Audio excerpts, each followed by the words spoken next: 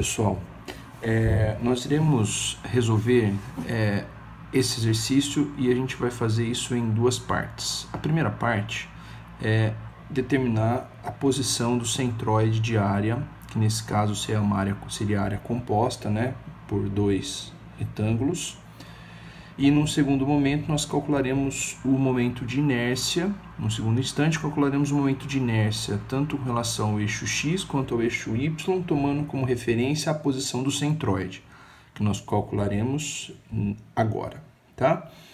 Então, para isso, para o cálculo do centroide, nós utilizaremos aquele método da tabela, e eu vou mostrar como que nós iremos construir. Antes disso, só prestando atenção nas dimensões da peça, tá? Todas as medidas aqui estão em milímetro, tá bom? Eu meti aqui para ficar um pouco menos poluída a imagem. Eu também já adotei um eixo de referência aqui na peça para que a gente possa medir a posição do centroide com relação a este eixo. Veja que o eixo Y ele foi escolhido porque ele é um eixo de simetria, divide a peça simetricamente, com duas partes simétricas, a esquerda e a direita aqui. E o eixo X escolhi aqui na base. Um detalhe, esses eixos nós poderíamos escolher em qualquer posição, tá bom? Poderíamos colocar o eixo Y também aqui, não, o eixo X aqui em cima, aqui no meio.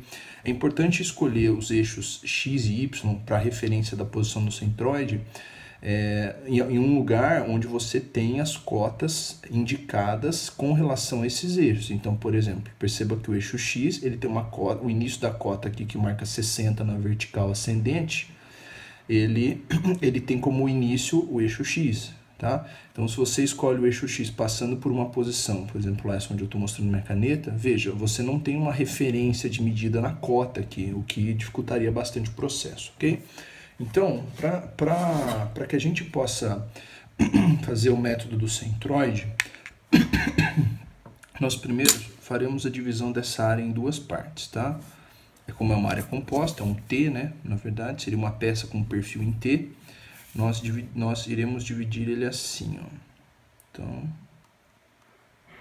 essa aqui seria a parte 1 e essa aqui de baixo seria a parte 2, tá bom? E aí faremos o seguinte na tabela aqui, ó. Montaremos a tabela da seguinte maneira.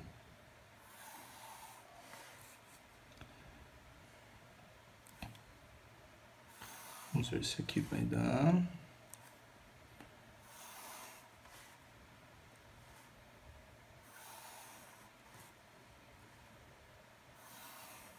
Vamos lá.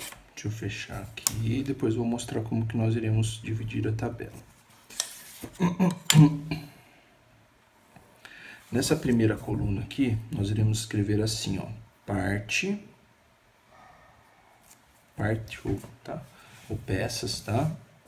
Ou figuras, tanto faz. Então, a gente tem figura 1 e figura 2, ok? Então, seria a peça 1 e a peça 2. E aqui embaixo nós escreveremos assim, ó, pois nós vamos entender qual o motivo, somatório, tá? O próximo passo é nós dividimos mais uma coluna aqui. Essa coluna vai ser para as áreas, então esse A é a área das partes, tá? Esta área e esta área aqui. Uma outra coluninha aqui, chamaremos de X til. Aqui do lado, uma outra Y til, depois eu explico o que é cada uma delas. Aqui, mais uma coluninha, que é X til multiplicado pela área, tá? Então, esse valor aqui multiplicado por este valor aqui, tá bom? E faltou mais uma aqui. Então, deixa eu puxar um pouco mais aqui a linha.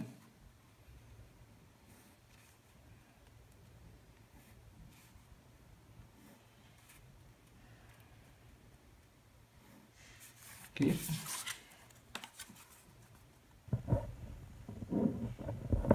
Vamos fechar aqui.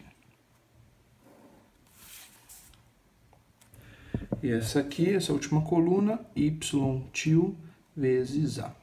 Bem, a única coisa que essa coluna vai mudar para outros exemplos caso você tenha o maior número de divisões da área composta, você vai ter que aumentar o número de linhas, tá? Então, 1, 2, 3, quantas divisões você tiver. Como aqui nós só fizemos 2 divisões, Tem essas duas linhas, 1 e 2, e sempre aqui no final tem que ter o somatório. Entenderão por quê? É para a gente poder usar as fórmulas de posição do centroide. Então, vamos lá. A primeira coisa que nós faremos é o cálculo da área, tá? A área aqui, ó, vamos fazer aqui do ladinho.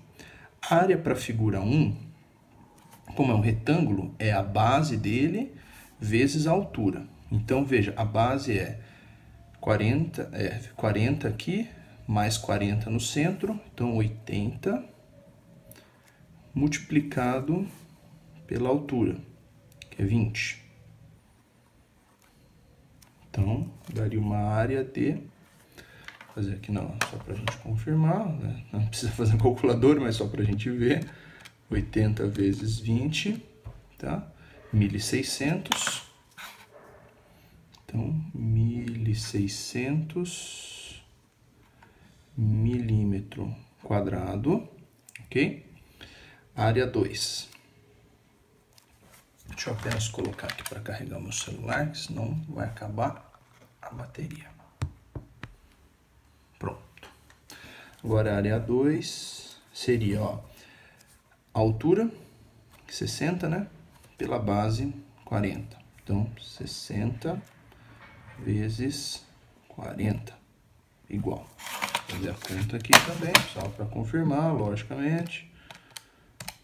Tá? 2.400 milímetro quadrado, ok? De área. Tá, então, esses dois valores aqui, nós preencheremos aqui, ó. Então, para a área A1, 1.600. Para a área A2, 2.400. Ok? É isto. Agora, o que seriam essas duas medidas que estão aqui, ó? O x tiozinho e o y tiozinho. É assim, cada uma dessas partes, elas possuem individualmente, né? Como se fosse, imagina que fossem peças separadas, elas possuem um centroide. Por exemplo, um retângulo, o centroide, ele é sempre na metade da parte da vertical. Então, se aqui é 20, o centroide fica aqui no meio, 10, tá? 10 para cima, 10 para baixo. E também sempre divide a horizontal ao meio também. Então, aqui, ó. Então, a posição do centroide vai dar bem aqui no meio. A gente pode fazer isso encontrando o que a gente chama de baricentro. Ajuda um pouquinho. Vou fazer aqui, ó. O baricentro você encontraria ligando as extremidades, né, opostas da figura, ó. Então, eu vou fazer isso daqui só para vocês verem como que faz geometricamente. Sim, tá? Depois liga esses outros dois pontos aqui, ó.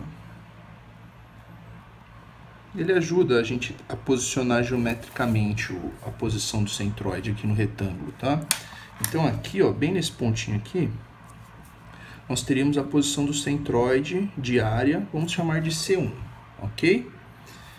Vamos já proceder assim para a figura 2, e aí eu já explico o restante. Então, fazendo o mesmo procedimento, olha lá.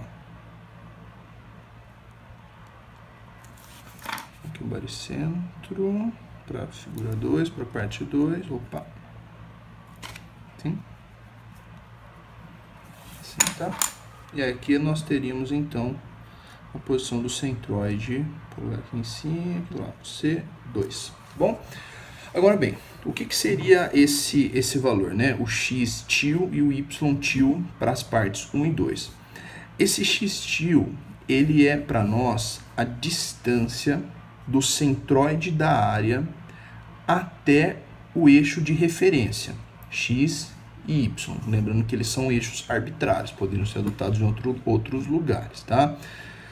Mas, por exemplo, veja, nesse caso, o centroide da área C1, ele está exatamente na posição x igual a 0. Tá vendo aqui, ó? Da mesma forma que a posição x do centroide C2 também está em x igual a 0. Então, aqui nós colocaremos assim, ó, para a parte 1, a distância do centroide da área até o eixo de referência, aqui é 0 e aqui também é 0. Ok? Já, se você reparar na posição y, isso já não é verdade. Por exemplo, ó, para a parte 1, que é essa daqui, ó, se você pegar a posição que... Aqui é o x igual a zero, y igual a zero, correto? Então, a posição y til desse centroide aqui, ele está ó, a 60, que é a distância daqui de zero, sempre começa aqui no zero. 0, aí vai até aqui dá 60 e daqui até aqui dá mais 10, né? Porque é 20 e está na metade. Então é 60 e aqui mais 10, até chegar na metadinha aqui, tá? Então nós temos aqui, para a parte 1, 70 milímetros, tá bom? E para o 2, ele está aqui no meio, então, ó, se aqui é 60 tudo, ele está bem no meio, ó, tá no meio, né? Então, 30. Então, 30. Joia? Depois aqui, essas duas outras partes, é só proceder o cálculo. É só você pegar a posição x-til para a parte 1 e multiplicar pela área. Na verdade, vai ficar 0 vezes 1.600, que dá para nós 0. Aqui nós faremos também, ó, ficaria 0 vezes a área, a 2, né? Dá 0 também. Já aqui, ó, teria que ser y-til vezes a área. Então, é este vezes este. Então, vamos fazer a conta aqui. Então, é 70 multiplicado... Apagar a luz aqui para não atrapalhar um pouquinho. Vou mudar a posição só da iluminação para não ficar ruim na calculadora. 70 vezes 1.600. Opa! Então, dá 112 mil,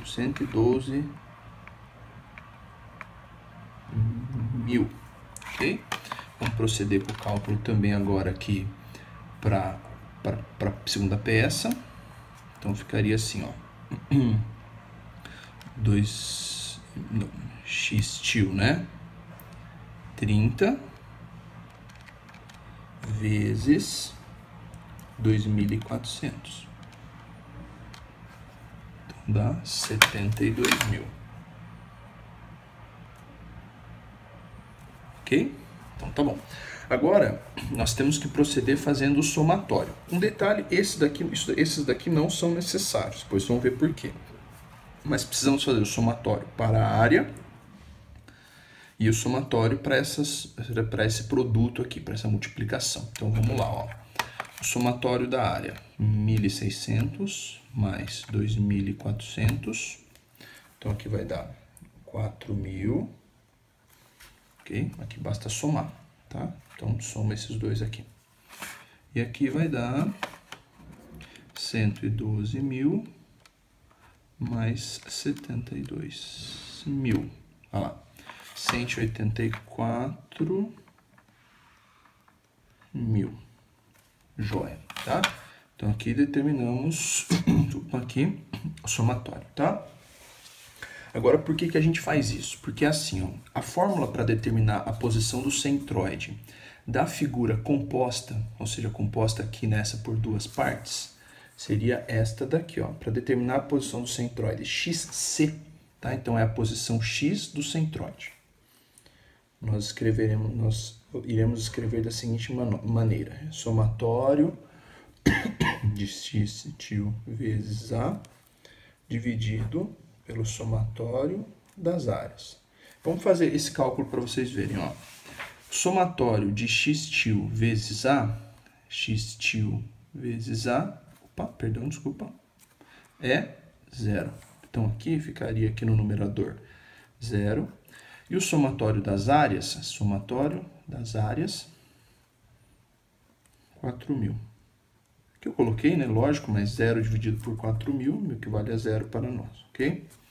Joia. Já a posição do centroide YC seria dada pela seguinte fórmula: somatório. Essas fórmulas são padrões, vão ser sempre utilizadas quando nós utilizarmos esse método da tabela, tá bom? Essas fórmulas aqui, independente do número de partes que você tenha, são sempre essas duas equações, tá?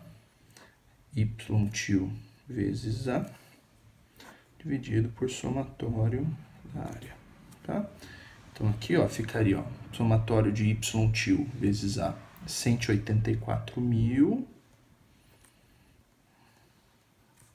dividido pelo somatório das áreas, que tá aqui, né? Então, 4.000. E essa conta aqui nós devemos fazê-la aqui, ó. 184.000 dividido por 4.000.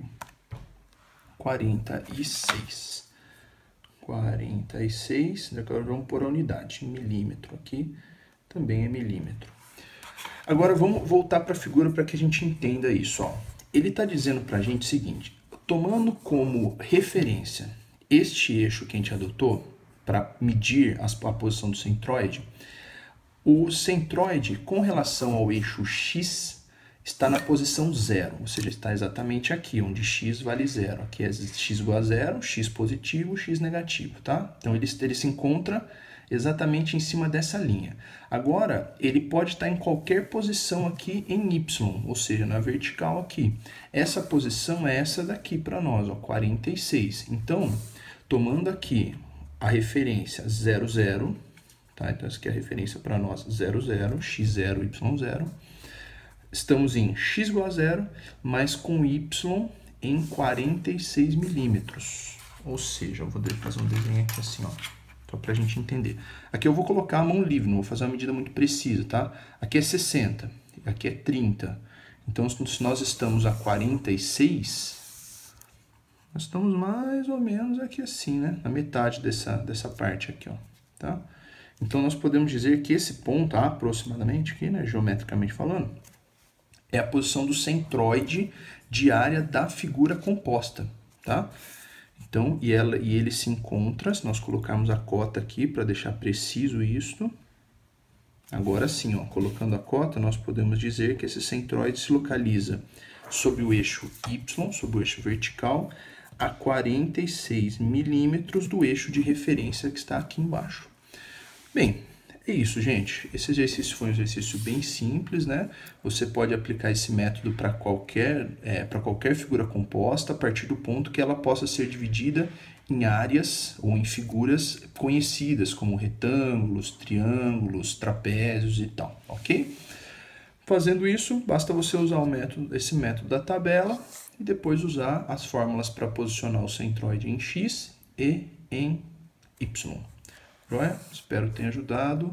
Na próxima videoaula eu vou mostrar em cima dessa figura aqui como nós podemos calcular o momento de inércia. Mas um primeiro ponto, um ponto relevante aqui é que para calcular o momento de inércia, muitas vezes você calcula ele com relação ao centroide da área composta. Por isso que é necessário fazer esse procedimento primeiro, ok? Então é isso. Até a próxima.